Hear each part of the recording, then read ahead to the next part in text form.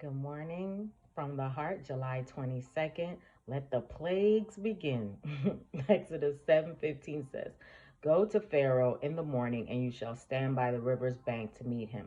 And the rod which was turned to a serpent you shall take in your hand." Moses and his brother were next directed to meet the king as he visited the river in the morning. And standing upon its bank, they were again to repeat their message to him.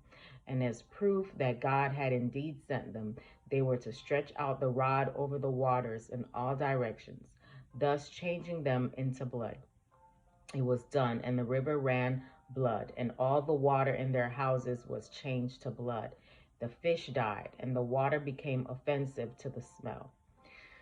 But the magicians of Egypt did so with their enchantments, changing in the same way the water drawn from wells. Still, the king hardened his heart and refused to yield. For 7 days the plague continued, the inhabitants being obliged to dig wells to supply themselves with water. Another effort at moving the king was now made. The rod was again stretched out over the waters, and frogs came up from the river and spread over the country into the houses and bedchambers and ovens and kneading troughs. The magicians, with their enchantments, appeared to bring up similar animals. The general nuisance soon became so intolerable that the king was earnest to have it removed.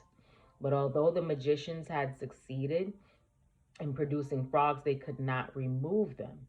When Pharaoh saw this, he was somewhat humbled and desired Moses and Aaron to entreat the Lord for him that the plague might be stayed. They reminded the haughty king of his former boasting and asked where was now the vaunted power of his magicians. Then they requested him to appoint a time for their prayers, and at the hour specified the living cause was removed, though the effect remained, for the frogs perishing polluted the atmosphere.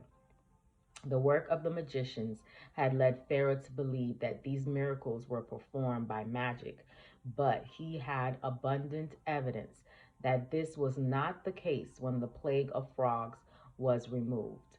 The Lord could have caused them to disappear and return to dust in a moment, but he did not do this, lest after they should be removed, the king and the Egyptians should say that it was the result of magic, like the work of the magicians.